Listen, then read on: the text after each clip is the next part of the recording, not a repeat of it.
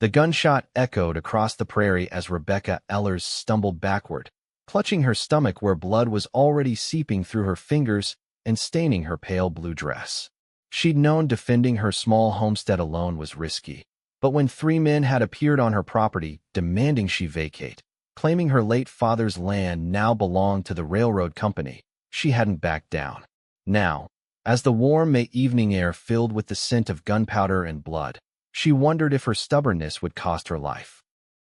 "You should have just signed the papers, lady," one of the men called out as Rebecca fell against the doorframe of her modest cabin. "Ain't nobody worth dying for a worthless patch of dirt." The 3 men mounted their horses, not bothering to check if she was dead or alive. They had made their point. Rebecca watched through blurring vision as they galloped away, dust clouds rising behind them as they disappeared into the vast Kansas landscape. With a groan, she dragged herself inside, leaving a crimson trail across the wooden floor her father had laid with his own hands just 2 years prior. Wilson, Kansas in 1878 was no place for a woman alone. Everyone had told her that when her father died of pneumonia last winter. But this land was all she had left of him, and of the dreams they'd shared of building something lasting in this harsh frontier. At 24, Rebecca had refused all offers of marriage from local men who seemed more interested in her land than her heart. Now, as she felt her strength ebbing away, she wondered if her independence would be her epitaph. Outside, the sound of approaching hoofbeats made her heart pound with renewed fear. They were coming back to finish the job. With trembling hands, she reached for her father's revolver on the table, but it clattered to the floor, just beyond her grasp. The world was growing darker around the edges when the door pushed open. "Miss?" "Oh, good Lord." A man's deep voice, not one she recognized from her attackers. Through her fading consciousness, Rebecca saw the silhouette of a tall man with a wide-brimmed hat framed in the doorway, the setting sun casting him in shadow. "They want my land," she managed to whisper before darkness claimed her. Garrett Reeves had been trailing a small herd north to Abilene when he'd heard the gunshot. 10 years working cattle drives had taught him to mind his own business in these parts, but something about the lone shot had troubled him. Finding the woman bleeding out on her cabin floor wasn't what he'd expected, but he didn't hesitate. He'd seen enough gunshot wounds in his 30 years to know this one needed immediate attention. Quickly, he gathered clean cloths from her washstand and pressed them firmly against the wound, trying to stem the bleeding that was already forming a pool beneath her slender form. "Stay with me, miss," he murmured, though he wasn't sure she could hear him. Her face was pale as milk, freckles standing out starkly against her ashen skin. Her red-gold hair had come loose from its pins, spreading around her head like a fiery halo. Garrett worked efficiently, using skills he'd learned during the war when medical help was often miles away. He cleaned the wound as best he could, relieved to find the bullet had passed through her side without hitting anything vital, as far as he could tell. Still, she'd lost a lot of blood, and infection was always a deadly threat. After bandaging her wound tightly with torn strips of a clean sheet, he lifted her gently onto the small bed in the corner of the one-room cabin. Her hand felt cold in his, and he found himself holding it tightly, as though he could will warmth and life back into her body through sheer determination. "Don't you go dying on me now," he told her quietly. "Seems to me you're a fighter, standing up to whoever did this to you. World needs more fighters." As night fell, Garrett lit the oil lamps and made himself useful. He stoked the fire in the small stove and put on water to boil. He found herbs hanging from the ceiling rafters and recognized some that might help with pain and fever. His grandmother had been a healer of sorts, and he'd picked up a few things before he'd left Tennessee all those years ago. Throughout the night, he bathed Rebecca's forehead with cool cloths as fever set in. He spooned water between her lips when she seemed conscious enough to swallow. And all the while, he found himself talking to her, telling her about the cattle he was driving north, about his life on the trail, even singing old songs his mother had taught him when words failed. By dawn, her fever had broken, and her eyes fluttered open, clear green eyes that fixed on him with confusion and then alarm. "Easy now," Garrett said, keeping his distance so as not to frighten her further. "You're safe. I'm not with those men who shot you." Rebecca tried to sit up, but gasped at the pain. "Who are you? Why are you here?" "Name's Garrett Reeves. I was passing by when I heard gunfire. Found you bleeding on your floor. He poured a cup of water and offered it to her. Been tending to your wound through the night. Rebecca accepted the water with shaking hands. Thank you, she said cautiously, still eyeing him with suspicion. I'm Rebecca Ellers. Pleased to meet you, Miss Ellers, though I wish it were under better circumstances. He smiled gently. Those men who shot you, they mentioned something about your land.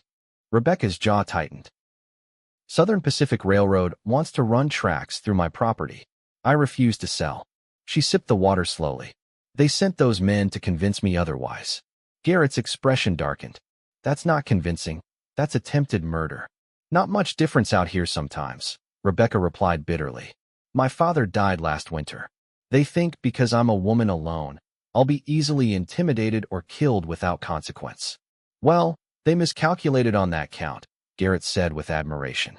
But you should know they might come back when they realize you survived. Fear flashed in Rebecca's eyes, but she squared her shoulders despite her pain. This is my home. I won't be driven from it. Garrett studied her for a long moment, impressed by her courage but concerned for her safety. I respect your determination, Miss Ellers, but you're in no condition to defend yourself right now. I don't have much choice. There's no one else. Garrett hesitated, knowing what he was about to say would delay his cattle drive. His 2 hired hands could manage for a few days, but his buyer in Abilene was expecting him. Still, he couldn't leave this woman defenseless. I could stay, just until you're back on your feet. Rebecca's eyes widened. I couldn't ask that of a stranger. You didn't ask. I'm offering. Garrett stood and moved to the window, surveying the modest homestead in the morning light. I need to check on my cattle and let my men know the plan, but I can be back before midday. Why would you do this for someone you don't know? Garrett turned back to her, his expression serious. Because it's the right thing to do. And because I've seen what happens when good people stand by and do nothing in the face of injustice. As promised, Garrett returned before noon with supplies from his wagon and instructions for his men to continue slowly northward with the herd. He'd catch up in a week, he told them. The delay would cost him, but some things were more important than money. Over the next few days, Rebecca slowly regained her strength. The wound began to heal without signs of infection, which Garrett counted as a blessing. He took over the daily chores, feeding her small collection of animals, tending the vegetable garden, repairing things around the property that needed attention. Each night, he slept outside under the stars, giving Rebecca her privacy and maintaining propriety. On the 4th day, Rebecca insisted on getting out of bed. Garrett found her attempting to make coffee, one hand pressed against her bandaged side. Should you be up? He asked, hurrying to take the coffee pot from her hands. I can't lie in that bed another minute, she declared. And you've done enough. You don't have to wait on me like I'm an invalid. You were shot less than a week ago, Garrett reminded her, but he couldn't help smiling at her determination. At least let me help with the coffee. They settled into a routine. Garrett would handle the heavier work around the homestead, while Rebecca slowly took on lighter tasks. In the evenings, they would sit on her small porch, watching the sunset paint the prairie in shades of gold and purple. They talked about their lives, how Garrett had left Tennessee after the war, unable to face the ruins of his family's farm, how Rebecca had come west with her father after her mother died, looking for a fresh start. He believed in this land, Rebecca told him one evening, her eyes on the horizon. Said a person could build something real here, something lasting. Everyone told him he was crazy trying to farm in Kansas, but he was starting to prove them wrong. He sounds like a man of vision, Garrett said. He was. She turned to look at him. What about your family? Do you have anyone waiting for you somewhere? Garrett shook his head. Lost my parents and younger brother in the war. Been on my own since then, mostly working cattle drives. Never stayed in one place long enough to put down roots. Don't you ever get tired of drifting? The question caught him off guard. Sometimes, he admitted, but I haven't found a reason compelling enough to stop. Rebecca didn't respond, but something in her expression made Garrett's heart beat a little faster. He quickly changed the subject, asking about her plans for the farm, listening intently as she described innovations her father had been working on for dry land farming. A week passed, then another. Garrett sent word to his buyer in Abilene that he'd be delayed but would arrive eventually with the herd. His men continued moving the cattle slowly northward, camping at good grazing spots along the way. Every day, he told himself he should leave, that Rebecca was healing well enough to manage on her own, but each night, he found another reason to stay just one more day. The truth was, he was drawn to her in a way he hadn't experienced before. Her courage, her intelligence, her quiet strength, all of it captivated him. He found himself looking forward to their evening conversations, to the small smile that would appear when he made her laugh, to the passionate way she spoke about the land and her dreams for it. For her part, Rebecca found herself watching for Garrett each morning, enjoying the sight of him working in the fields with his sleeves rolled up, or gently handling the animals.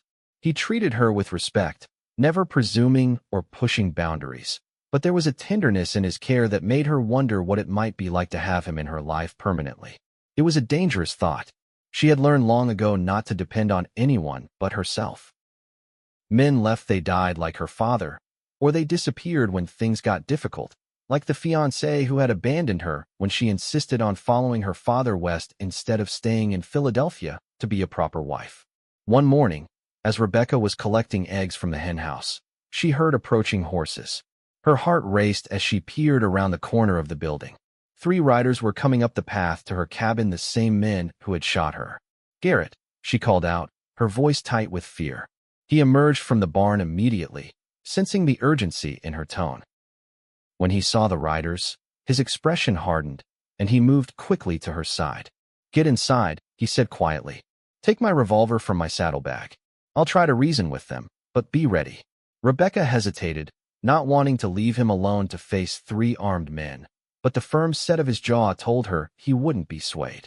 She hurried to his horse, retrieved the gun, and positioned herself just inside the cabin door, where she could see and hear what transpired.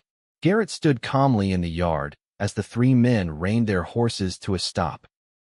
He didn't reach for his gun, but his hand rested near it, a clear warning. "Gentlemen," he greeted them coolly. "What brings you to Miss Ellers' property?" The leader of the group, a thin man with cold eyes, looked surprised to find a stranger on the homestead. "This is private business. Who might you be?" "A friend of the lady whose hospitality you've abused." Garrett's voice remained even, but there was steel beneath his words. "I understand you men paid her a visit a couple weeks back. Left her with a bullet in her side." The men exchanged uneasy glances. "We were just delivering a message from the railroad," one of them said. "Things got out of hand." "I'd say shooting an unarmed woman goes well beyond out of hand," Garrett replied. "Now, I suggest you turn around and leave this property. Miss Ellers isn't interested in selling, and she's not alone anymore." The leader's hand twitched toward his holster. "Railroad doesn't take no for an answer. They sent us to finish what we started." In one fluid motion, Garrett drew his gun. "I wouldn't recommend that course of action." For a tense moment, no one moved. Rebecca held her breath, watching through the crack in the door, her own gun ready. Finally, the leader spat on the ground. "This ain't over. Railroad will get this land, one way or another." "Not today they won't," Garrett said evenly. "And not tomorrow either. Now ride out before I decide to repay the courtesy you showed Miss Ellers." The men backed their horses away slowly, then turned and galloped off. Garrett kept his gun drawn until they were out of sight, then hurried to check on Rebecca. He found her standing in the doorway, his revolver gripped firmly in her hands. "You handled that well," she said, relief evident in her voice. "They'll be back," Garrett warned, taking the gun she offered him. "Maybe not those same men, but others. The railroad isn't known for giving up easily." Rebecca nodded grimly. "I know, but neither am I." That evening, as they sat on the porch watching the fireflies emerge, Rebecca broke their comfortable silence. "You can't stay here indefinitely, Garrett. Your cattle drive." "My men are managing fine," he said, though they both knew it wasn't a permanent solution. "It's not fair to ask you to fight my battles. This isn't your land, your dream." She turned to face him, her expression serious in the fading light. "I'm grateful for everything you've done, but I can't keep you here out of obligation." Garrett considered her words carefully before responding. "What if it's not obligation that's keeping me here?" Rebecca's breath caught. "What do you mean?" "I mean..." He hesitated, then decided truth was the only path forward. "I find myself thinking about you when we're apart. About your courage, your determination. The way you talk about this land like it's a living thing you love." He met her eyes. I've spent 10 years wandering, Rebecca. Never thought I'd find anywhere I wanted to stay, until now. The confession hung in the air between them. Rebecca looked away, her hands twisting nervously in her lap. Garrett, I can't deny I felt something growing between us. But my life is here, on this land. And yours is on the trail. Lives can change, he said quietly. Mine already has, just being here these weeks. Before she could respond, a distant rumble of thunder interrupted them. Dark clouds were gathering on the horizon, promising a storm. They moved inside as the first fat raindrops began to fall. The conversation shelved, but not forgotten. That night, as rain pounded on the roof and lightning flashed across the sky, Rebecca lay awake thinking about Garrett's words. She had grown to care for him deeply in the short time they'd known each other. His steady presence, his quiet strength, the way he looked at her like she was someone special, all of it had woven itself into her heart. But loving meant risking loss, and she'd already lost too much. Her mother, her father, her life back east. Could she risk her heart on a man who might decide the open trail called to him more strongly than she did? In the main room of the cabin, Garrett was having similar thoughts as he listened to the storm. He had told Rebecca the truth, something about her, about this place, had awakened a longing in him he hadn't known existed. A desire to build something permanent, to wake up each day beside someone who challenged and inspired him. But did he have the right to insert himself into her life? She had her own struggles, her own dreams. And there was still the matter of the railroad and the danger it posed. The next morning dawned clear and fresh after the storm. Rebecca found Garrett already outside, assessing some minor damage to the barn roof. They worked together in comfortable silence, repairing what the wind had torn loose. When they finished, Garrett turned to her with determination in his eyes. I've been thinking about your railroad problem, he said. I might have a solution. Rebecca raised an eyebrow. I'm listening. There's a lawyer in Topeka I know from my Army days. Matthew Sullivan. He's made a name for himself fighting against railroad land grabs. If anyone can help secure your legal rights to this property, it's him. Hope flickered in Rebecca's eyes. You think he'd take my case? I'm certain of it, especially when he hears they resorted to violence. Garrett hesitated. The thing is, I need to go to Topeka to speak with him in person. It would mean leaving you alone for a few days. Rebecca straightened her shoulders. I survived here alone before you came. I can manage. I know you can. But after what happened with those men yesterday. He frowned. I don't like the idea of leaving you unprotected. I have my father's shotgun and your lessons on improving my aim, she reminded him. And the Pedersen's farm is just over that ridge. I can signal them if there's trouble. Garrett still looked concerned, but he nodded. I'll ride out tomorrow at first light. Should be back within 4 days if all goes well. He took her hand impulsively.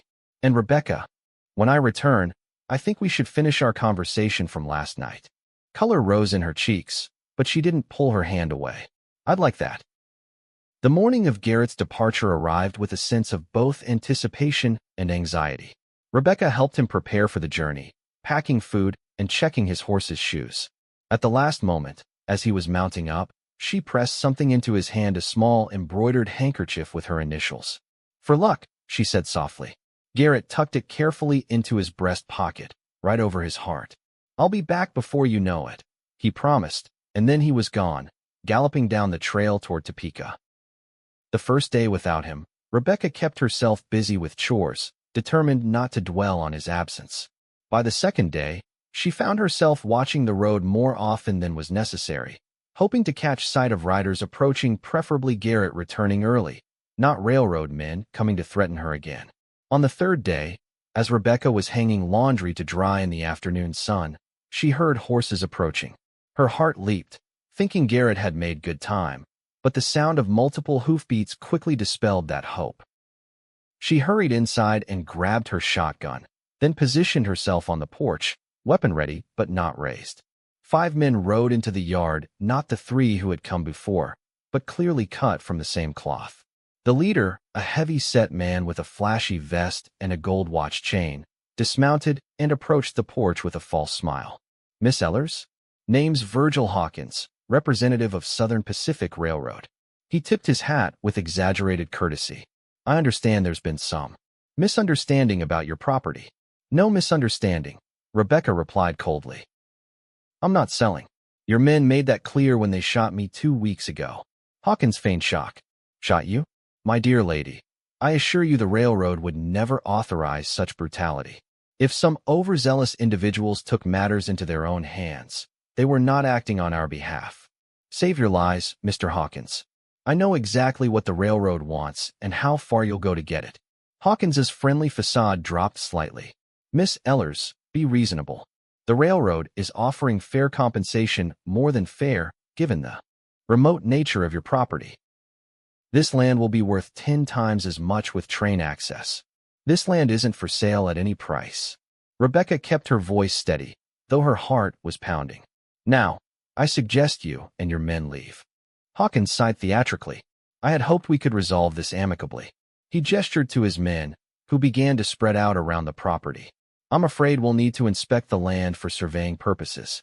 Railroad has certain rights, you see. Rebecca raised her shotgun. You have no rights on my property. Leave now. Hawkins's expression hardened. You're making a mistake, Miss Ellers. A woman alone can't stand against progress. She's not alone. The voice came from behind the railroad men, causing them all to turn sharply. Garrett sat on his horse at the edge of the yard, rifle in hand. Behind him rode 3 other men, one wearing a badge, one in a suit carrying a leather portfolio, and one who looked like a hardened frontiersman. Relief flooded through Rebecca at the sight of him, but she kept her shotgun trained on Hawkins. Garrett urged his horse forward. Sheriff Miller of Wilson County, he nodded toward the badge-wearing man, would be very interested to hear about your surveying purposes, especially after what happened to Miss Ellers a fortnight ago. The sheriff rode up alongside Garrett. These men giving you trouble, Miss Ellers? They were just leaving, Rebecca said firmly, never taking her eyes off Hawkins. The man in the suit dismounted and approached. Virgil Hawkins, he said with recognition. I thought I might find you here. Matthew Sullivan, attorney at law. I have in my possession a federal injunction preventing Southern Pacific from any further harassment of Miss Ellers or attempts to seize her property, pending a full legal review. Hawkins's face flushed with anger. This is absurd. The railroad has agreements with the territorial government, which don't supersede federal law or individual property rights properly established, Sullivan interrupted smoothly. Now, shall I have Sheriff Miller serve you formally, or will you and your men vacate Miss Ellers' property immediately? For a tense moment, it seemed Hawkins might resist, but finally, he signaled to his men. This isn't over, he warned as he mounted his horse. Actually, I believe it is, Sullivan replied. Any further attempts to intimidate Miss Ellers will result in criminal charges. Good day, Mr. Hawkins. As the railroad men rode away, Rebecca lowered her shotgun, her hands trembling slightly with the aftermath of tension. Garrett dismounted quickly and came to her side. Are you all right? He asked, his eyes searching her face with concern. She nodded, suddenly finding it difficult to speak past the lump in her throat. You came back early. Couldn't stay away knowing you might be in danger, he admitted. Turns out my instincts were right. Rebecca turned to the other men who had dismounted and were approaching the porch. Thank you all for coming. Sullivan stepped forward and introduced himself properly, explaining that Garrett had convinced him to ride back immediately rather than following with legal papers later. Your situation isn't unique, Miss Ellers. The railroads have been using these tactics across the territory. I've been building cases against them, and yours might be the strongest yet, given the violence employed. The sheriff, a weather-beaten man with kind eyes, added, We'll need your formal statement about the shooting, Miss Ellers. Those men committed a serious crime, and it's time someone held the railroad accountable. The third man, who introduced himself as John Tucker, explained that he was a land surveyor who would properly document her property boundaries to strengthen her case. Railroads been known to alter survey markers to claim land was never properly registered, he explained. As the men discussed legal strategies on her porch, Rebecca found herself overwhelmed with gratitude. She caught Garrett's eye, and the warmth in his gaze made her heart skip. He had done all this for her, brought help, protection, a chance to keep her home secure. That evening, after the sheriff and surveyor had departed to rooms at the local boarding house, Sullivan sat with Rebecca and Garrett, reviewing documents by lamplight. With your father's original land grant, the improvements you've documented, and witnesses to the railroad's intimidation tactics, I believe your case is solid, he assured her. It may take some months to resolve fully, but the injunction will protect you in the meantime. When Sullivan finally retired to the barn where they'd prepared a place for him to sleep, Rebecca and Garrett found themselves alone for the first time since his return.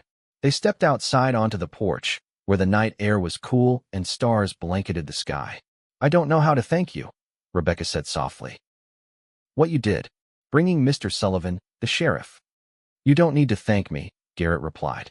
I couldn't bear the thought of you losing this place. It matters to you, which means it matters to me. Rebecca turned to face him. You mentioned finishing our conversation from before you left. Garrett took a deep breath. I did. He reached for her hands, holding them gently in his. Rebecca, these past weeks have changed me. Changed how I see my future. His eyes held her steadily. I came west looking for something I couldn't name. I think I found it here, not just a place, but a person worth stopping for. Rebecca's heart thundered in her chest. Garrett, are you certain? Your life has been on the move for so long. This is a quiet place, a hard place sometimes. The excitement of the trail doesn't compare to how I feel when I'm with you, he finished for her. I'm not saying it wouldn't be an adjustment, but I've never been more certain of anything. He paused. Of course, if you don't feel the same way.